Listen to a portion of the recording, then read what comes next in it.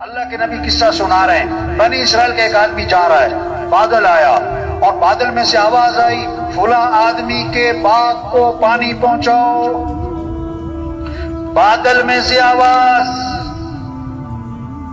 کوئی عقل کی بات تو نہیں ہے نا، بادل میں سے آواز آ رہی فلاں آدمی کے باغ کو پانی پہنچاؤ۔ پھر پانی برسا، ایک نالے میں چل پڑا، یہ آگے گیا، دیکھا تو ایک آدمی کھیت میں پانی لگا رہا ہے۔ ارے بھائی تمہارا نام کیا ہے؟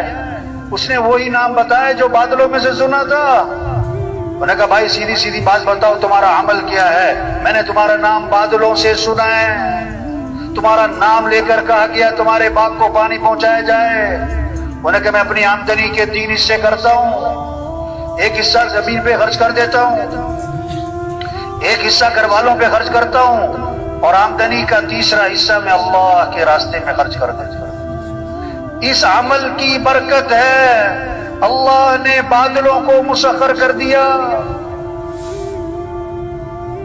آج لوگ اپنے مسائل حل کرنا چاہتے ہیں اپنی عقل سے، اپنے تجربے سے، اپنی محنت سے، اپنے تعلقات سے، حکومتوں کے زور سے۔ نہیں نہیں، یہ مسئلے حل نہیں ہونے۔ جسے سورج طلوع کرنا یہ اللہ کا نظام ہے، کسی کا کوئی دخل نہیں۔ سورج کا غروب ہونا یہ اللہ کا نظام ہے، کسی کا کوئی دخل نہیں۔ ہواؤں کا چلانا، گرمی سردی کا لانا یہ اللہ کا نظام ہے۔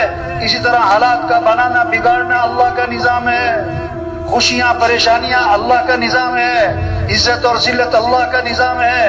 امن ہوگا فساد ہوگا یہ اللہ کا نظام ہے، کسی کا کوئی دخل نہیں۔ کوئی حکومت سے مطالبہ نہیں کرتا کہ حکومت کو چاہیے کہ ملک سے گرمی ختم کرے، کیونکہ سب سمجھتے کہ یہ تو اللہ کا نظام ہے۔ یہ جاہل ہیں جو حکومتوں سے مطالبہ کرتے ہیں کہ حکومت کو چاہیے کہ ملک میں امن قائم کرے، حکومت کو چاہیے کہ مہنگائی ختم کرے، حکومت کو چاہیے کہ حالات صحیح کرے۔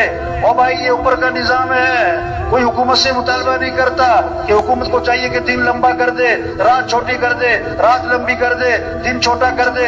سب مانتے ہیں یہ اللہ کا نظام ہے۔ او میرے بھائی اسی طرح حالات کا بنانا بگاڑنا اللہ کا نظام ہے۔